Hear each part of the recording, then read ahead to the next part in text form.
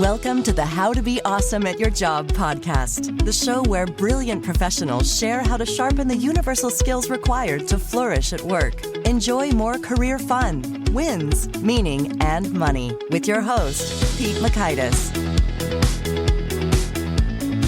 Hello, and thanks for joining us here for episode 776 with Selena Rezvani. Selena had some excellent wisdom to share with regard to pushing back effectively, standing up for what you want. So you'll learn, one, how to turn a vague no into something you can actually use. Two, the LARA framework for when you're faced with a no. And three, how to know when it's time to stop pushing. So if you want to check out the show notes or the transcript or the links to pieces that we mentioned here, please drop on by awesomeatyourjob.com/EP776. And while you're there, check out some of our goodies, such as every episode tagged by the topic and covered, the full text transcripts, the summary wisdom in the gold nuggets of the action points. So good stuff over at awesomeatyourjob.com. Now here's some good stuff about Selena. Selena Rezvani's mission is to help professionals stand up for themselves at work and advocate for their needs. She's the author of 2 leadership books, the bestseller Pushback and The Next Generation of Women Leaders.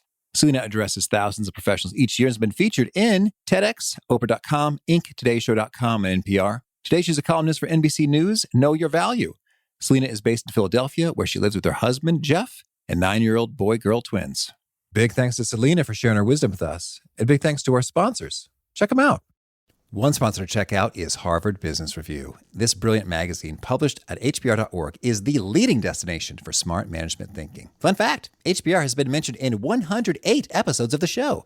That's because HBR has great stuff that comes up often. They've got explainer videos, podcasts, real-world case studies, and much more. I think of HBR each night that I put on my special orange glasses. Their article, Will Blue Light Glasses Improve Your Sleep?, revealed that those who wore them reported better sleep and a 7% improvement in work performance as compared to those who wore the sham glasses. So I cite HBR anytime anyone tells me that I look silly wearing them. Now, much of HBR's content is available for free when you sign up at their site. Subscriptions that get you unlimited content cost $10 a month. If you visit hbr.org/subscriptions and enter the promo code AWESOME, you can save 10% off of that subscription. Again, to save 10% off of your HBR subscription, go to www.hbr.org/subscriptions and enter the promo code AWESOME. And big thanks to our sponsor, Acorns. Acorns makes it easy to start automatically saving and investing for your future. You don't need a lot of money or expertise to invest with Acorns. In fact, you can get started with just your spare change. Acorns recommends an expert-built portfolio that fits you and your money goals, then automatically invests your money for you. NerdWallet.com, whom I love on these sorts of matters, gives Acorns a whopping 4.7 stars and says, quote, if you want to make the most of your spare change, there's no better place to do that than Acorns. Head to acorns.com/awesome or download the Acorns app to start saving and investing for your future today. And we got a legal disclaimer here. It may not be representative of all clients. Tier 1 compensation provided. Compensation provides an incentive to positively promote Acorns. View important disclosures at acorns.com/awesome. Investing involves risk, including the loss of principal. Please consider your objectives, risk tolerance, and Acorns' fees before investing. Acorns Advisors LLC, Acorns, is an SEC-registered investment advisor. Brokerage services are provided to clients of Acorns by Acorns Securities LLC, member FINRA/SIPC. For more information, visit acorns.com. One sponsor to check out is Storyworth. Whenever I'm thinking about meaningful Father's Day gifts, Storyworth leaps to mind. Storyworth helps you preserve precious memories and stories from your father for years to come. Each week, Storyworth emails your loved ones a thought-provoking question that you get to help pick, such as, what's the bravest thing you've ever done? I personally love the prompt so much that I have refreshed Storyworth's questions page many times looking for more. Storyworth makes the writing process super quick and easy. All your loved one needs to do is respond to that email with a story, and then you get a quick copy of that. And after a year of this fun, Storyworth compiles your loved one's stories and photos into a beautiful keepsake hardcover book that you'll be able to share and revisit for generations to come. Families love Storyworth so much, they've got 25,000 5-star reviews on Trustpilot and have millions of stories preserved. So give all the fathers in your life a unique, heartfelt gift they'll all cherish for years. Storyworth. Right now, you can save $10 on your first purchase when you go to storyworth.com/awesome. That's storyworth.com/awesome to save $10 on your first purchase. Now, here's Selena. Selena, welcome to How to Be Awesome at Your Job. Thank you so much, Pete. I love this podcast. Oh, thank you. Well, I'm excited to get into your wisdom. And I also want to hear about your experience recently. You've become an enthusiast for weightlifting, as am I. What's your story here? Yes, I'm a runner and I dealt with some runner's knee that made it difficult to do that at the same rate I had been doing it. And so I was really bummed. And then the world of weightlifting opened up and created my own home pandemic gym. Oh, great. And it's been so cool and like really empowering, may I add. You may indeed. I feel the same way. What is it you love most about it? Well, I think it's the being able to watch yourself getting stronger Yeah. and see some proof of that, with bigger weights and bigger barbells and dumbbells and stuff, and doing things you didn't think you could. Totally. It's kind of nice to prove yourself wrong. How about you? I feel the same way. And what I really like is I'm a believer in the notion of doing your best. But what's funny in my brain, I get all wrapped up in opportunity costs. Well, my best, conceivably, I could spend 20 hours doing this thing to be my best. But within the gym, it's just very clear. It's like, it would be impossible for me to do a single additional repetition at this weight. Yes. And that is my best. That is just indisputable. And then to watch that indisputable best go up and up and up, it's like, I have incontrovertible evidence that I am stronger now than I was 1 week ago, and that feels good. Yes, that's right. In a world where there's not always a lot of concrete Totally. progress, right? Absolutely. And it just feels good, in terms of energy boost for the day. And it just comes in handy. And as you know, I'm 38 years old now, and in not too many years, muscle begins going away from me, which will be a sad day, but better to be ahead of the curve. Yes. Such that you're able to rock and roll when you're 90, hopefully. I think so. I think it keeps you young. I really do, in a different way than other exercise. Mm-hmm. Well, now I want to talk about some of the wisdom in your book, Pushback, How Smart Women Ask and Stand Up for What They Want. Now, our listeners are mostly women, but I am presuming, Selena, that these insights are, many of them, applicable to men as well. Is that fair to say? Yeah, it is actually. Perfect. And to introverted folks, no matter how they identify their gender, some of the same characteristics actually come up with folks who might struggle to speak up and speak their mind. So I think very universal tactics here. All right. Well, could you kick us off with a particularly surprising discovery you've made as you were researching and putting this together?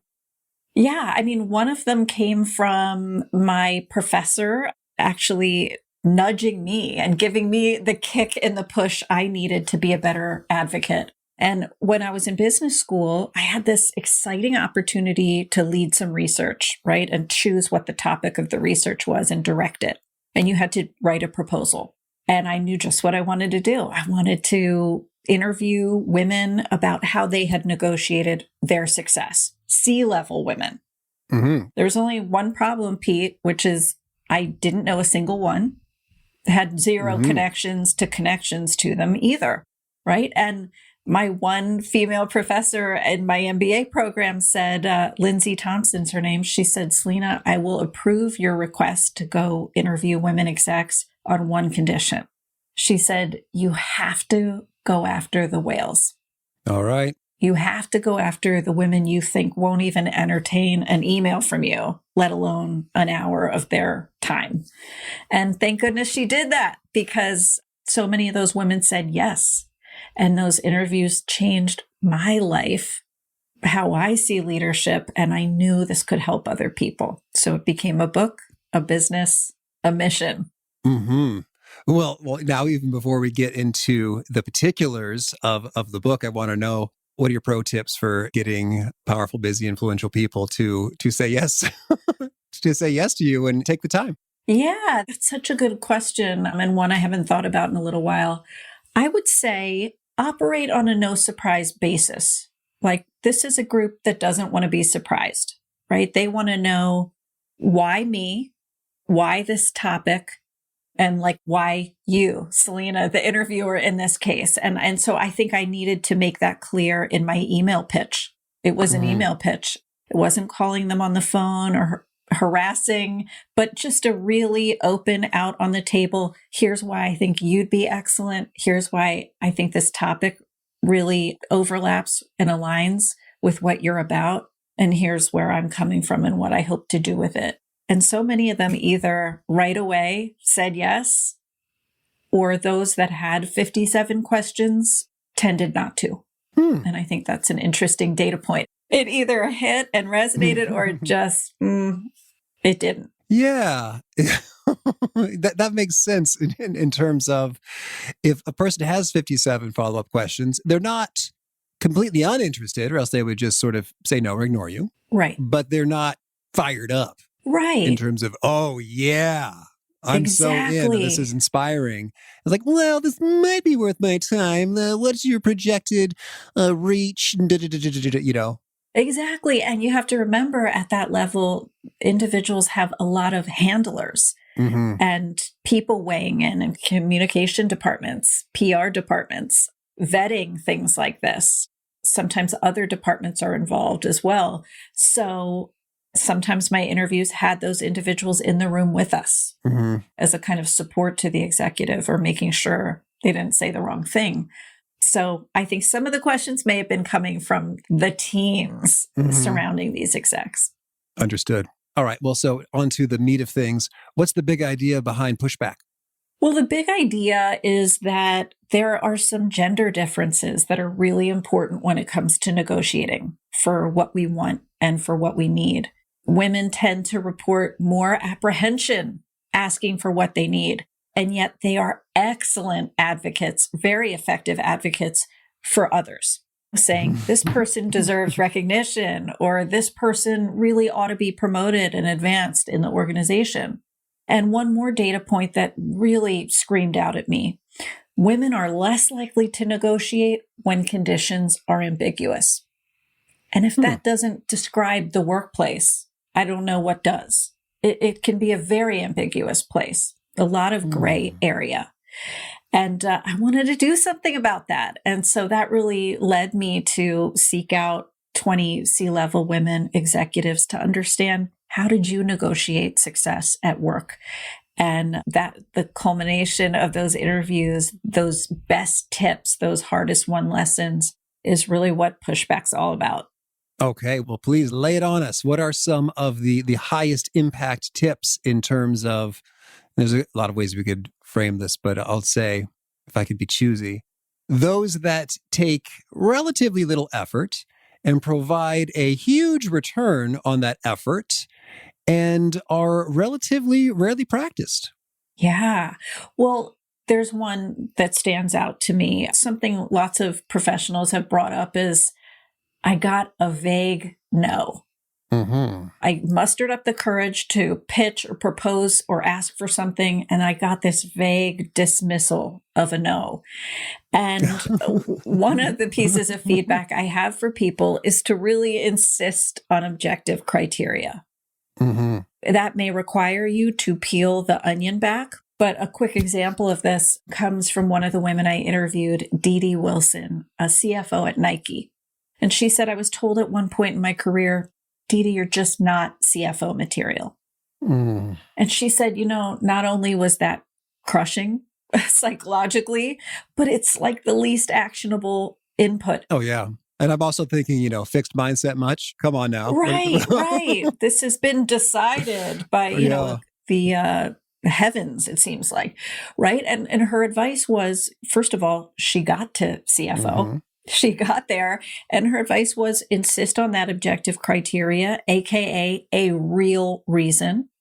She said, in my case, I asked, is it my financial acumen? Is it my visibility in the organization? Is it my people management skills? What exactly do I need to improve to be eligible? And guess what? She got some of those answers, and she project managed her way to that promotion, really taking her manager by the hand, not waiting for somebody else to anoint her. And I thought it was really helpful advice when you're dealing with that ambiguous no. Yeah, boy, that really resonates. And there's so many different flavors of a vague no. Like, maybe next quarter or so when we have a little bit more budget. Yes. Okay. Like, that's unclear timeline, unclear how much budget. Right. Yes. Or one of my favorites is also like, well, I'm supportive of you, Pete, getting the raise. It's just the backdrop right now, or my higher ups may not be. Mm-hmm. This like a little bit breadcrumb support that's thrown to you, and yet it's not the same as someone giving you the green light or advocating for you.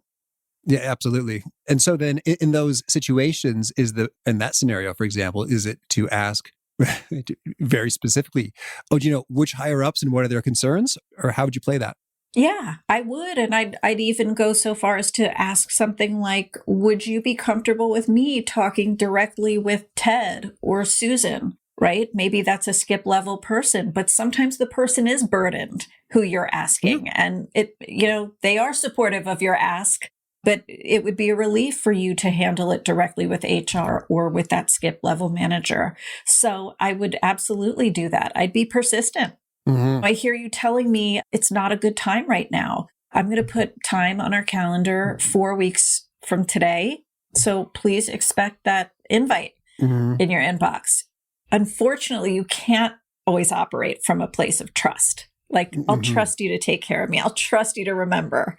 Right. And not distrust is in that they're all snakes and liars, out to get you, but rather that you can fall by the wayside in the cacophony of competing priorities that are out there. That's right. Right. Mm-hmm. And maybe an even better frame is ownership. Right. To think about it as ownership, that in a perfect world, you're co-owning your development and advancement with your boss or your organization. You and your organization co-own that. In this case, you need to operate much like you fully own it. Mm-hmm. And that you're going to move the ball up the field. You're going to advance it. Because what's the old saying? Managers have short memories. Right. They have so much going on that we can't always assume they're thinking about our development and where we need to go next. Okay. Thank you. Well, if we zoom out a little bit, could you share just a few of the key principles that we should bear in mind when it comes to self-advocacy? Any top do's and don'ts that make all the difference? Yeah, one of them that I really like that can be counterintuitive to folks is to bring options to the table. So if, for example, you're not feeling the love with your project assignments, you're doing a lot of the same and you're not really growing. When you go to that one-to-one to talk to your manager, don't just bring one preferred outcome. Like, hey, I'd really like to come off Project Deja Vu, right? Maybe that's your first choice and you can bring that up. But in your back pocket, you want to have some other options that allow you to extend the conversation, right? And elongate the dialogue. That's going to serve you. So in your back pocket, you might have a second option like, hey, next time Dan, a director I admire, has an opening on his team, I'd really like to be considered. Mm-hmm. And maybe you have yet a third option. Hey, I'm very interested in getting exposure to XYZ client of ours. Is that something that we could look at together, me getting involved with that client?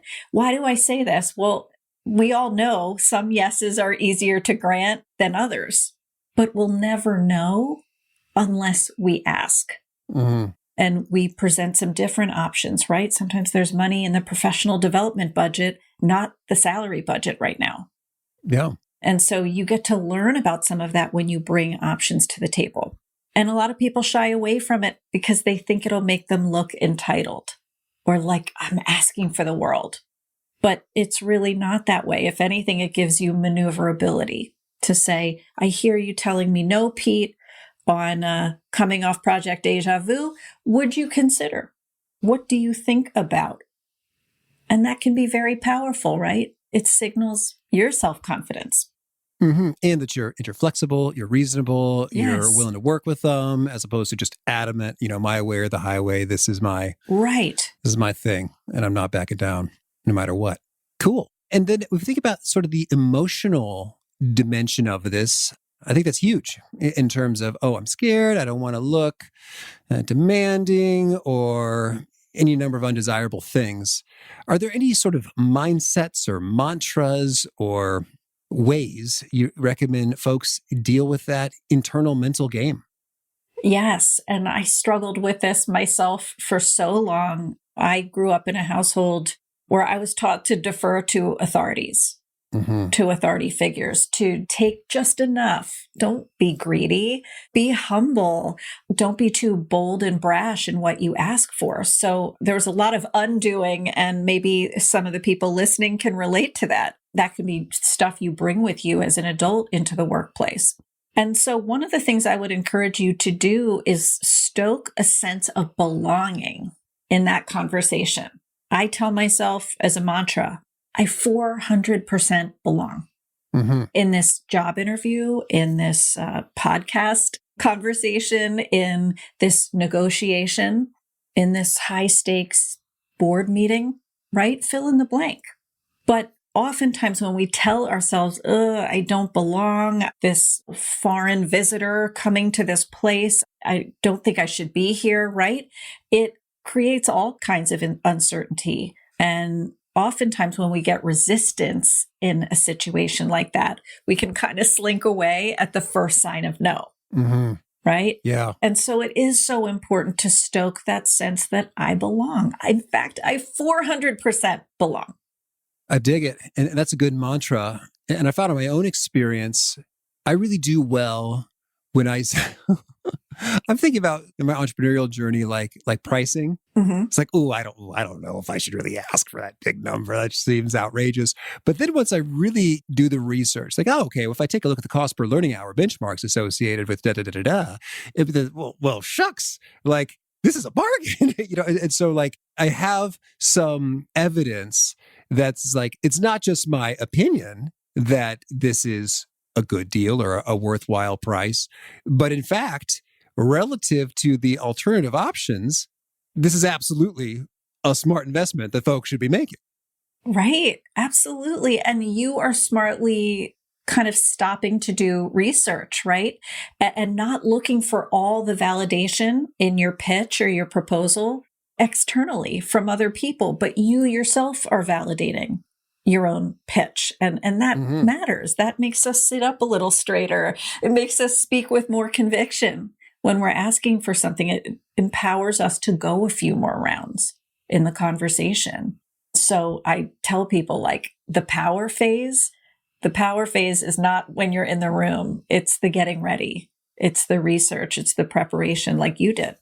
I also want to get your take on particular words, phrases, magical sentences, scripts that just really come in handy in a lot of circumstances, whether it's any key questions. Yeah. What are some of your faves?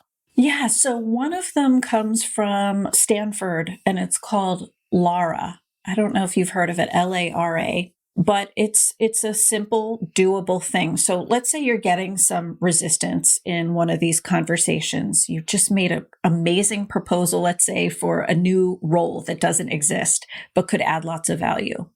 And someone's kind of, I don't know. I don't think we could do that. The L stands for listen, right? So listening. I'm hearing you say you're not sure if we could do it. Yeah. Well, and maybe even quieter than that, in the sense that I have 9-year-old twins, and one of the things they teach them is whole body listening. Like really making somebody feel heard with your whole body, generously listening. Your torso, your eyes, everything is focused on that person. The next one, affirm. A is for affirm. And that might be what you just said. It might be mirroring back what you heard, or it might be validating a concern. I hear you telling me this is really shockingly new and different. And I hear you on that, right? R is for respond. But I want to tell you that this role is actually not so new and different. In fact, it's a lot like a role that exists in the next division over that's been really successful. Right? And then the A is for ask questions.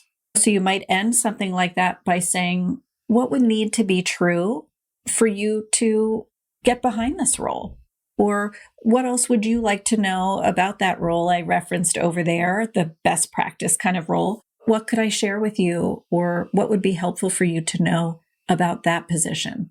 So I love that framework. I think it's comes from a place of empathy and wanting to take others' perspectives.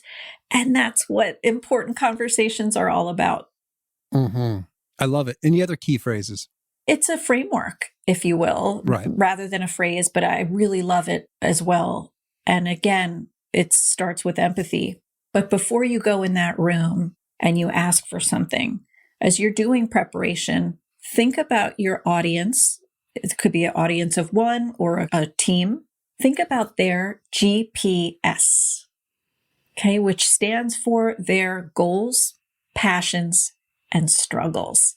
Mm-hmm. And if you can integrate, even if only in a small way, something about how this new role you're proposing will further the goals of your manager or this team or division, or how it's going to push us and advance us further towards a passion. That's the P, a really deeply held interest, a meaningful interest or passion that people care about. Not a problem. How is it going to alleviate a struggle? And that's the S. How is what you're asking for going to somehow make a pain point less burdensome? This is actually how one woman I interviewed got more responsibility, right? Her boss would complain to her in kind of a good-natured way about some of the projections he had to come up with for executives. And she said, hey, look, I know this is a burden on your time, and yet it's also a goal you're on the hook for. What if I assume these projections, right? Think about how yesable she made her request when she framed it that way. So I think GPS, goals, passions, struggles, can be just an awesome lens to look through before you present information, ask for something, make a bold new proposal. Okay. And as you're being persistent and advocating, how do you know when it's time to stop? That's a funny one because, it can be so individual. But honestly, from some of the executives I interviewed, there was a magic number that kind of emerged of 3. All right. We like magic numbers. Okay. Yeah. If I try it 3 different ways and I have asked for feedback, I have really tried to make the value of this idea shine through, and I'm still getting a stone wall, it's time for me to either get on board or shift focus. Mm-hmm. And so I think there's something to be said, especially in corporate environments. Might be different if you're an entrepreneur, but particularly for professionals, I think that's a good compass. I appreciate that because I'm sure there's some variability, and yet it's comforting to have a clear figure.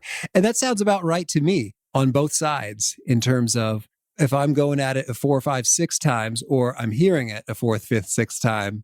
I mean, it's like, okay, this is just annoying now. Right. That's right. Like you have to learn to move on. I feel like you're not even listening to me. So right. I don't know what else to say about this matter. Thank you. Well, tell us then, anything else you really want to make sure to mention before we shift gears and hear about some of your favorite things?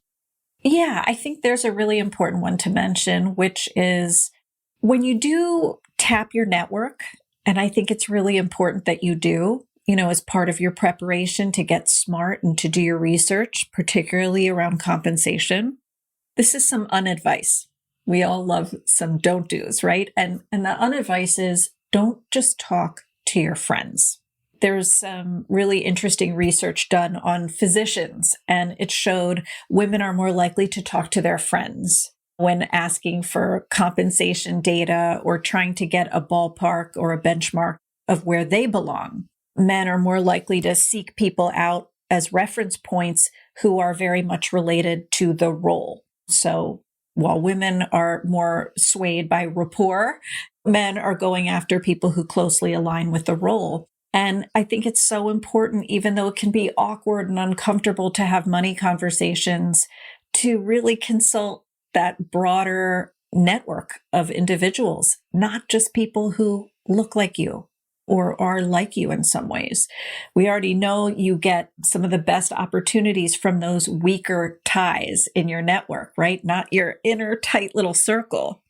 And so I can't urge people enough. I made this mistake myself as a young management consultant at a big firm. I psyched myself up to go ask for a raise and a promotion. And I consulted two people a little further along at my firm than me. Mm-hmm. And I was really proud of myself for doing that, right? Because it was scary, but they were my two best girlfriends, And it's like, who else should I have talked to? Men. Yeah. Mm-hmm. Maybe even some people outside the firm. And so I hope people will learn from that mistake to think broadly. You want accurate, good data. Take those calls from recruiters. That can also round out the picture of where you should be money-wise. Just by taking those calls and hearing, well, here's where I'd place you, can be really helpful. Yeah, that it certainly is handy as they're talking to a lot of employers and a lot of employees, so they've got their finger on the pulse there. I'm just sort of putting myself in the situation where I'm reaching out to somebody I don't know that well, and I want benchmark information about their compensation. How on earth does one articulate that request? Hey, Selena, how much money you make? Yeah.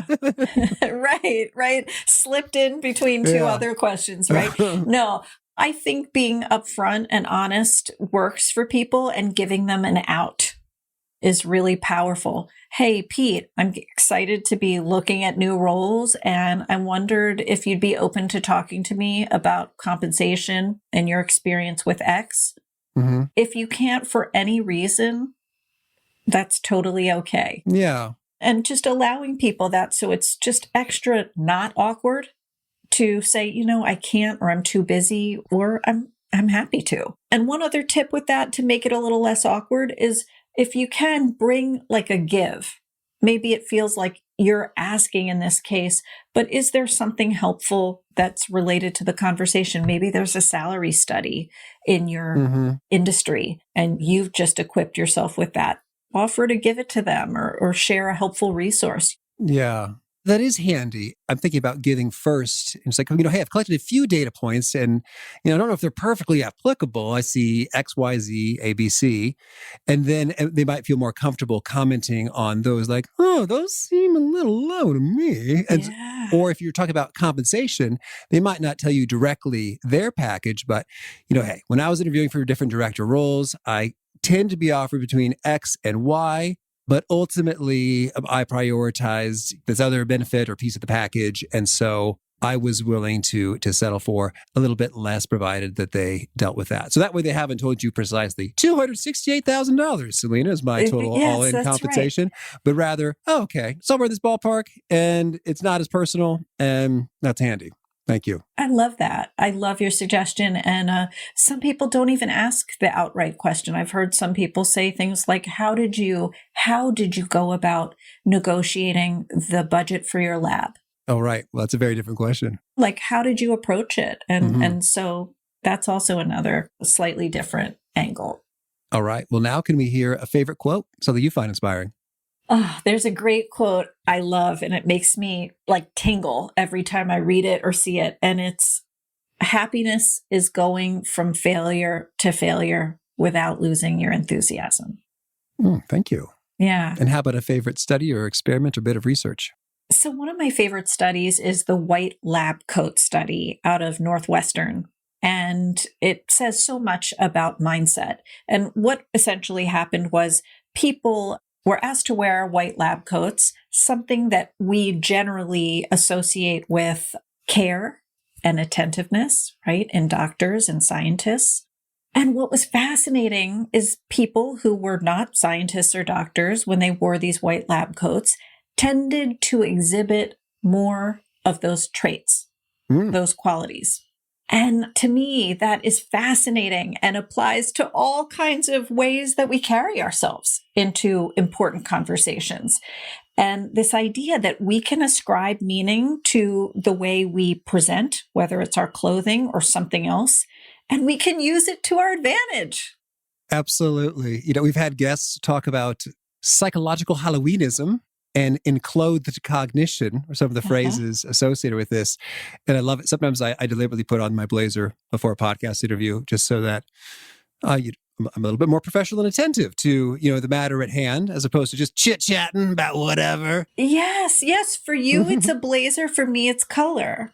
Like there's something about just really bright colors that makes me feel bolder, more optimistic. than something else. So I love that it's different for you and me, and probably for people listening too. I will occasionally take out my high school homecoming king crown when I need a boost, or I feel sad. I love that. People still like me. That's right. I have a crown to prove it. I love it. You should do your whole podcast in that. It's getting so beat up because it's so old now. And tell us, is there a key nugget you share that really seems to connect and resonate with folks? They highlight it in the book, or they quote it back to you often, or retweet it? It's this idea that don't give the other person all the power. I tell people, if you put someone up on a pedestal, don't be surprised if they start to look down on you. And sometimes when we're negotiating with an authority figure, we put ourselves way down here and we put them up here. And I caution against that. If anything, approach it peer to peer. Like it's you and I versus the problem in front of us. Yeah. You and I simply having a conversation that's going to end in agreement, but not the hierarchy. You don't need to bring that in. Okay. And if folks want to learn more or get in touch, where would you point them? Come see me at selenarezvani.com. You'll see a contact form there, and on all your socials. I love sharing career advice. So you'll find me on TikTok and Instagram, LinkedIn, Facebook. All right. And do you have a final challenge or call to action for folks looking to be awesome at their jobs? I would say don't wait for the conditions to be perfect. They rarely are. So whether you're trying to negotiate a better return to office setup, or taking your vacation and totally unplugging and not getting calls from the office, or asking for a job title that actually reflects your job duties, now is a great time to ask for that. Don't think to yourself, oh, because it's a time of change or flux, I better not. No. Actually, times of change are some of the most lush, productive moments to ask for what you need, because things aren't written in stone.